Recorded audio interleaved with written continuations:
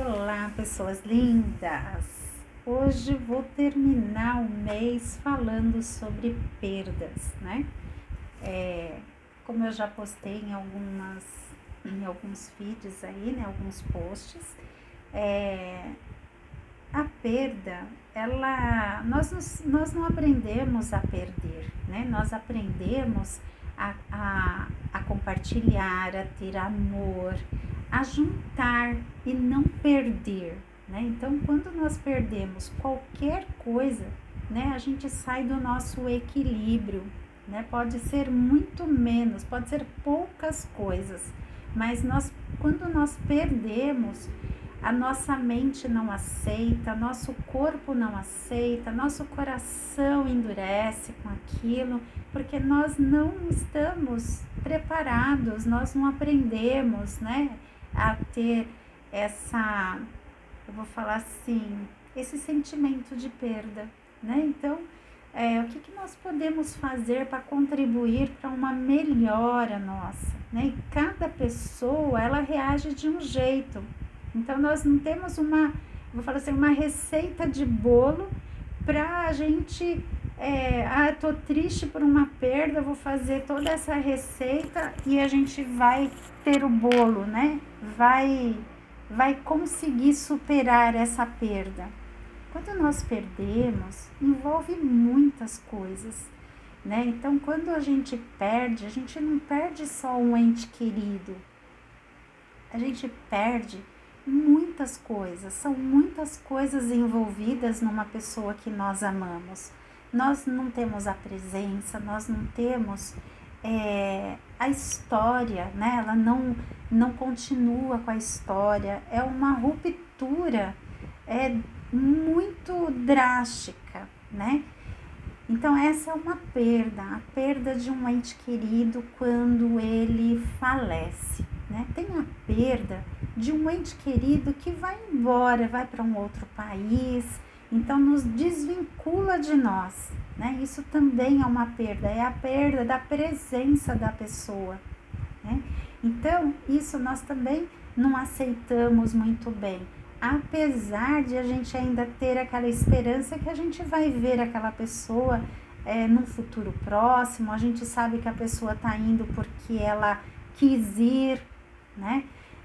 Ela fez a opção dela e às vezes a gente tem que respeitar. Então, perda de um animal de estimação que também vai embora e tem aquela ruptura, e às vezes a gente coloca tantas coisas, tantos sentimentos, né? Aquele animal não é só um bichinho de estimação, ele é quase um ente querido, um parente nosso, que nós depositamos muito amor e ele nos deu muito em troca, né? Geralmente, principalmente hoje em dia, que a gente trata os animais, antes os animais ficavam no quintal e eram muito assim, eles serviam para guardar a casa, não tinha tanto esse apego, essa amorosidade que nós damos hoje para os nossos animais e eles dão para nós também, né? A gente fala assim que tudo que o dono sente, o cachorro sente, e é recíproco isso também, né? Então, e eles nos dão muito sem pedir nada em troca, né? Só você dando um carinho e ele já tá lá junto de você.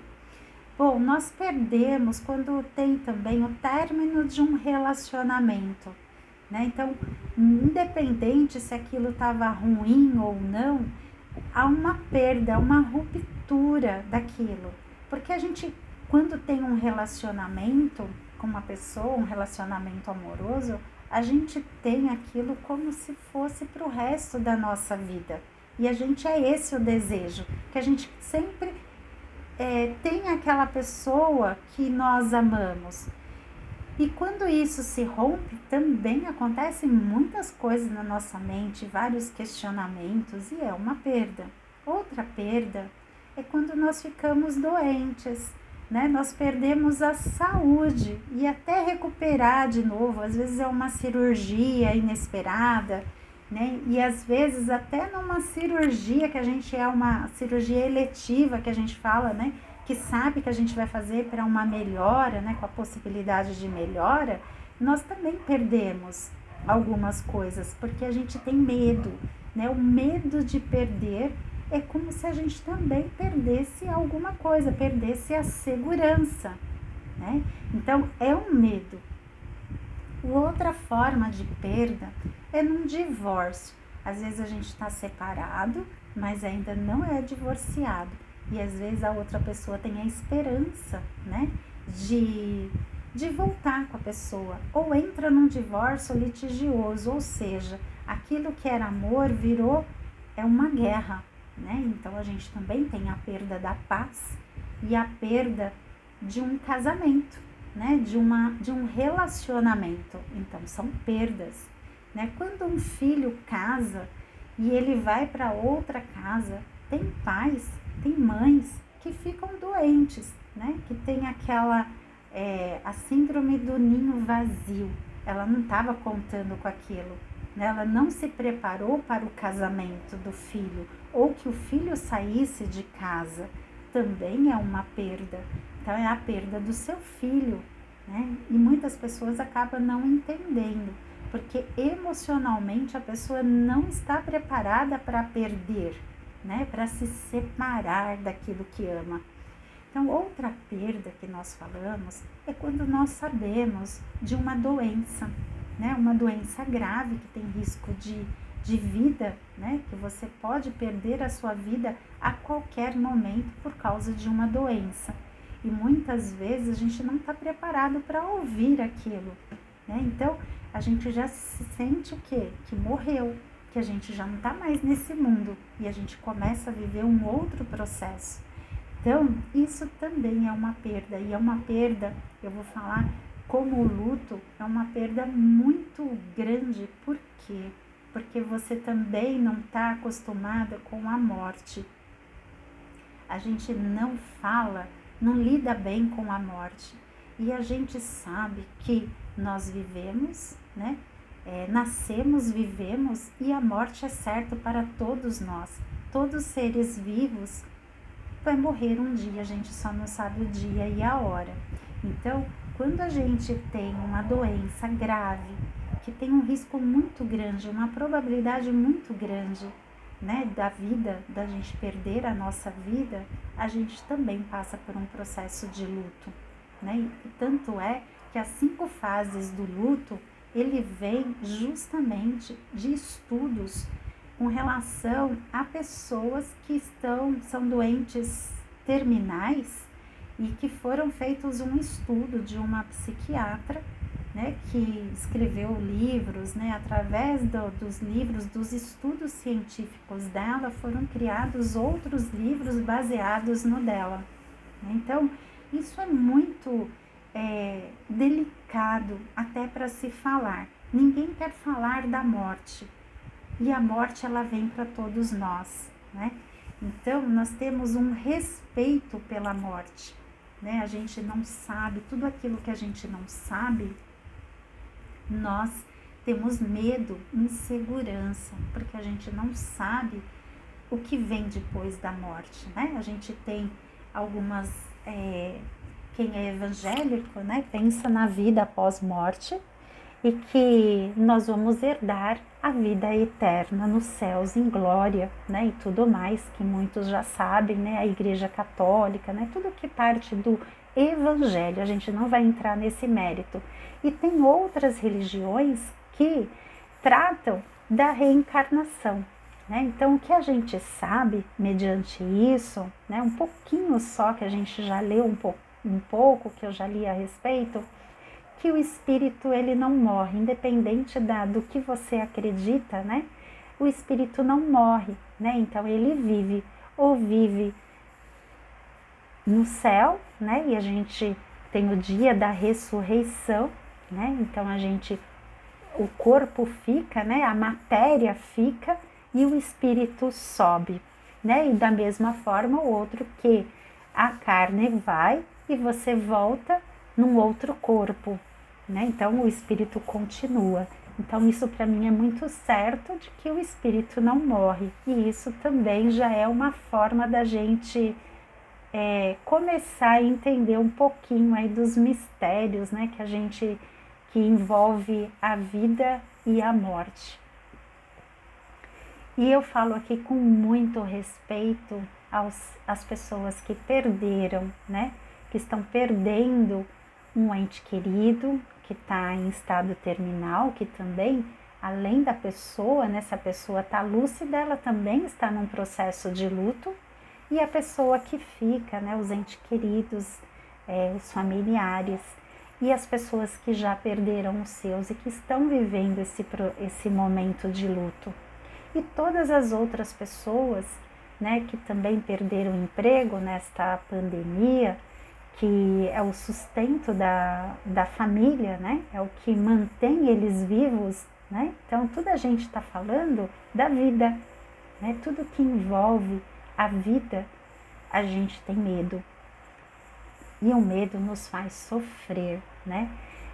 Quem já perdeu um ente querido, ficou com alguns traumas, o medo, a insegurança, e vem a culpa, e vem tantos outros sentimentos que a gente já falou sobre aqui, né? No Instagram, principalmente, que eu passei por alguns posts. Então, vamos fazer uma corrente de força, né? E a gente tem que tirar a nossa força da onde a gente não tem e a gente nem sabe como. Então, como não tem uma receita de bolo, a gente contribui com algumas coisas que lemos, com o amor das pessoas que nos envolve, com as pessoas, com as amizades que a gente chama que são irmãos de coração.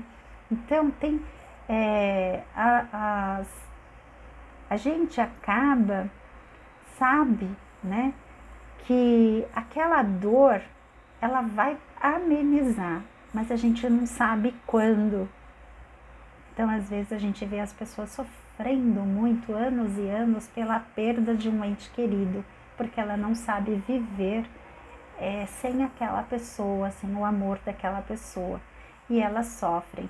E aqui a gente hoje tem essa proposta, né, de levar a consciência de qual importante é a sua vida e qual é a sua responsabilidade em se manter vivo, porque ainda não chegou a sua hora de morrer. E quando a gente determina a nossa morte em vida, a gente não vive, a gente sobrevive, e às vezes de muitas formas muito tristes, né? E às vezes a pessoa não consegue sair desse processo de tristeza. E eu tô querendo dar essa minha contribuição aqui, né? Não sou nenhuma cientista, né, para falar do assunto, mas eu li um pouquinho e tem um livro bastante interessante que eu acho que algumas pessoas já conhecem, mas para quem não conhece, seria bom ler, que é Você Pode Curar Seu Coração. E aqui está falando das diversas perdas e como é que a gente pode mudar o nosso pensamento. A única forma de você superar todas essas etapas do luto, que uns vivem mais intensamente em um estágio e outros não, uns se aprofundam mais, outros pulam alguns estágios e vivem muito mais aquela dor em outro estágio, depende muito da história de vida dessa pessoa, e não só de história de vida, mas de tudo que está na sua ancestralidade, que está no seu DNA. Por isso que às vezes algumas coisas nós sofremos tanto e às vezes vem o julgamento das outras pessoas, fala assim, nossa, mas ela está sofrendo tanto só por isso, né? Eu passei por isso e superei. Só que a gente não pode se comparar, porque cada pessoa é uma pessoa, embora nós sejamos de carne e osso, nós somos movidos pelas mesmas energias, né? Mas a minha realidade de mundo, como eu vejo a realidade, na verdade, é diferente de outra pessoa, de acordo com a história de vida. E dentro da história de vida tem no DNA, né? A gente está falando aqui, ó, de comprovações científicas, né?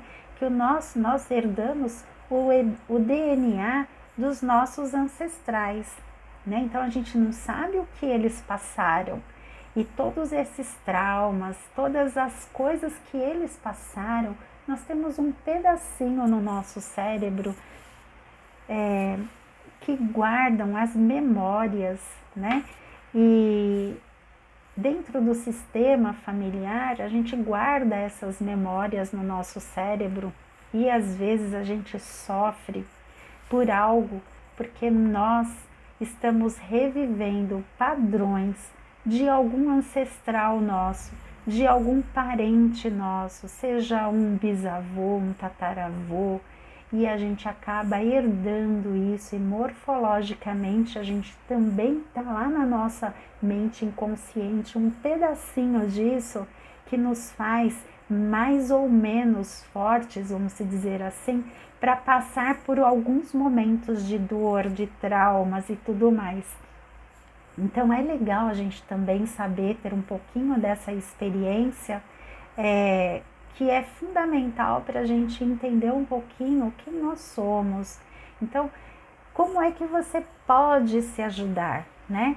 A gente se conhecendo um pouquinho mais, sabendo dos seus pontos fortes e fracos. Quando a gente sabe dos nossos pontos fracos, é aí que envolve uma força extra para que a gente passe por esse processo de dor de uma forma menos dolorosa, sabendo que nós somos pessoas mais emocionais, mais fragilizados em determinados assuntos, e aí você começa a mudar o seu padrão, porque como você conhece, fala assim, não, eu não vou pensar desse jeito, vamos lá, cancela, cancela, cancela, vou pensar positivo, eu vou ressignificar.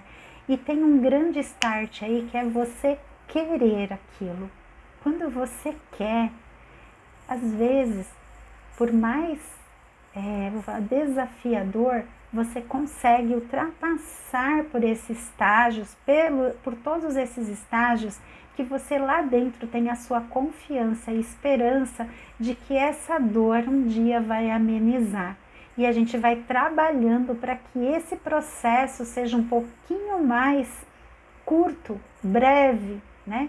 Que não se estenda tanto, e a gente vai nos ajudando. Assim como a gente ajuda um terceiro, a gente também pode nos ajudar. E como é que a gente pode ajudar? É a forma de pensar, né? Mudar um pouquinho os nossos pensamentos. Em vez da gente falar algo triste, a gente já fala o algo triste, mas de uma outra forma que a gente também possa melhorar o nosso espírito. E a partir do momento que a gente começa a falar de uma forma diferente, não carregando tanto o sofrimento ele existe, a dor, ninguém está negando isso. A tristeza é fato, né? Então, por isso que a gente fala, cada fase do luto, dessa perda, deve ser vivida, ela não deve ser pulada, porque lá na frente você vai precisar de vivê-la, porque é necessário para o amadurecimento, né, desses sentimentos, dessas emoções. Então, às vezes, algo que aconteça lá, se você não viveu aqui, você vai viver o que for aparecer na sua vida e mais isso que você deveria ter vivido, porque faz parte do amadurecimento de cada pessoa, de cada processo aquilo, tá?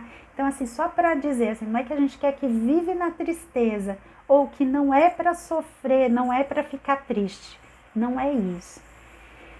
Sente vontade de chorar? Chore, mas saiba que aquele choro também tem que parar uma hora, e essa força interior é que você tem que usar a seu favor.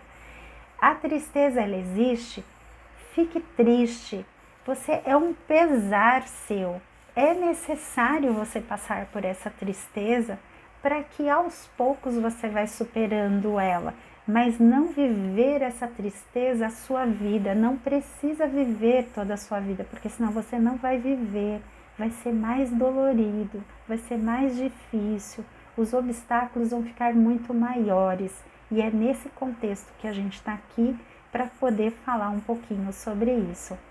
Bom, eu vou deixar vocês aqui um pouquinho, eu volto num outro vídeo para que esse não seja muito extenso. Espero que vocês consigam entender esse processo. eu vou trazer para vocês alguns pensamentos de acordo com as perdas, trazer os pensamentos baseado no livro de Louise Hay, que é Você Pode Curar Seu Coração. E aí a gente vai trabalhar um pouquinho esses pensamentos para poder amenizar cada perda nesse processo de perda, para amenizar cada processo dele, como é que você pode contribuir para a sua melhora, para a sua cura interior, para a sua mente começar a mudar as formas de pensamentos, tá bom? Eu espero ter contribuído até aqui um pouquinho, né, com essas informações. E eu fico por aqui e volto em outro vídeo. Um beijo no coração.